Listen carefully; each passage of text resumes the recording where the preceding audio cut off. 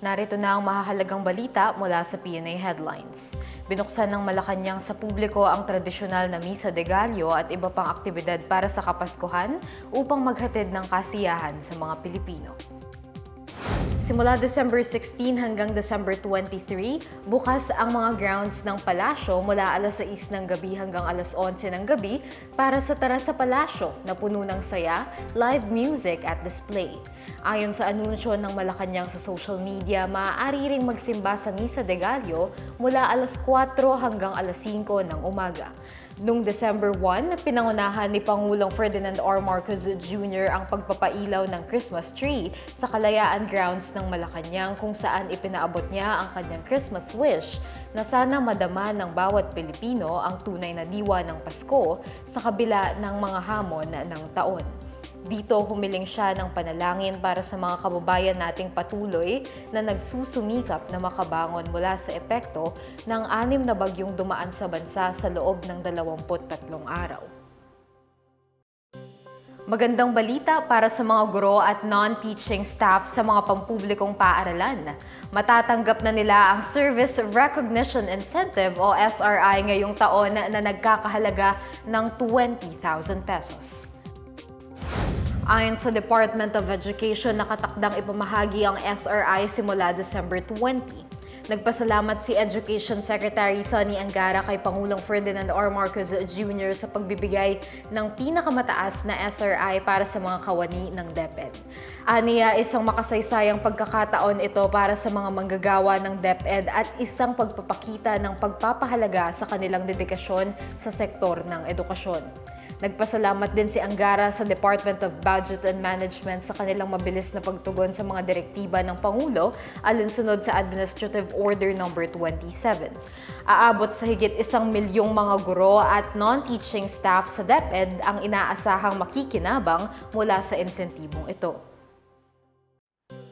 Tuloy-tuloy pa rin ang pagpapatupad ng 9 na programa ng Department of Labor and Employment dahil inalis ito sa election spending ban ng Commission on Elections para sa 2025 midterm elections.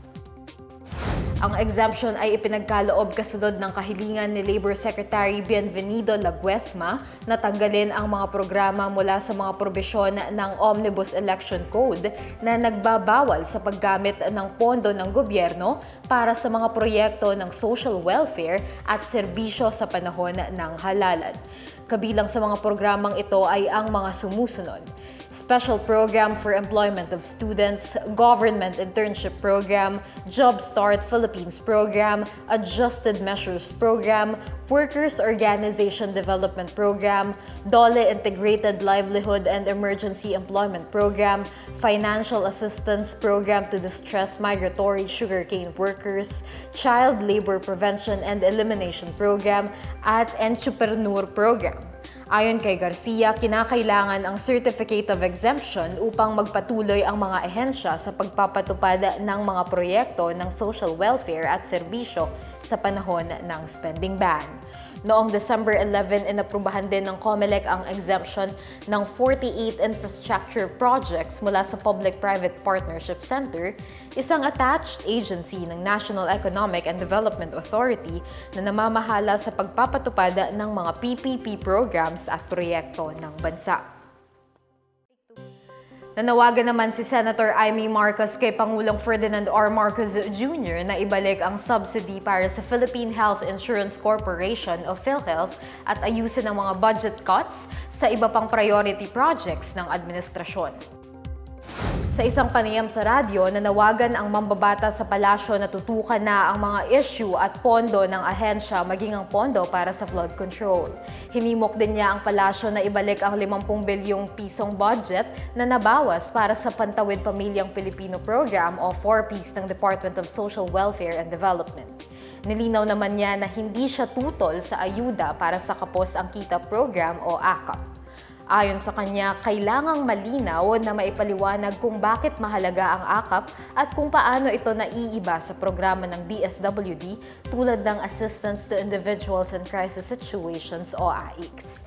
Paliwanag naman ng DSWD, magkaiba ang target beneficiaries ng AKAP at AICS. Ang AIX ay para sa mga individual na nasa krisis at nangangailangan ng pansamantalang tulong pinansyal, habang ang AKAP ay nagbibigay ng iba't ibang uri ng ayuda para sa mga manggagawang mababa ang kita na apektado ng inflation at hindi sakop ng regular na programa para sa mahihirap.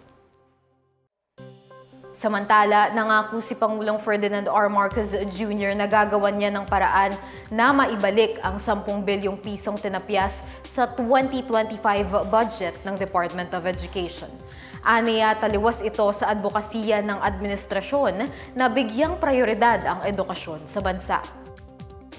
Sa isang panayam, sinabi ng Pangulo na kasalukuyang iniinspeksyon ng Office of the President ang DepEd budget, lalo't malaking bahagi ng nabawas ay para sa computerization program ng ahensya.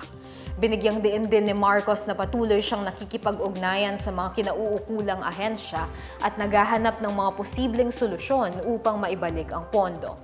Samantala, nagpahayag ng paniniwala si Education Secretary Sonny Angara na tututukan ng Pangulo ang usaping ito upang masiguro ang pagpapatuloy ng mga mahahalagang programa ng DepEd. At yan ang pinakabago at pinakamahalagang balita sa mga oras na ito, hatid sa inyo ng PNA Headlines. Para sa iba pang mga balita at impormasyon, bisitahin lamang ang aming webpage pna.gov.ph o ang aming Facebook at X account na Philippine News Agency. Ipinapalabas din ng PNA Headlines sa Facebook page ng serbisyo. Mapapanood din ng PNA Headlines sa pamamagitan ng link sa website ng News and Information Bureau sa ilalim ng PNA News at sa YouTube account ng Philippine News Agency. 9 na araw na lang, Pasko na. Ako si Heidi Lacambra. Ito ang PNA Headlines, naghahatid ng mga balitang nagbubuklod sa bagong Pilipinas.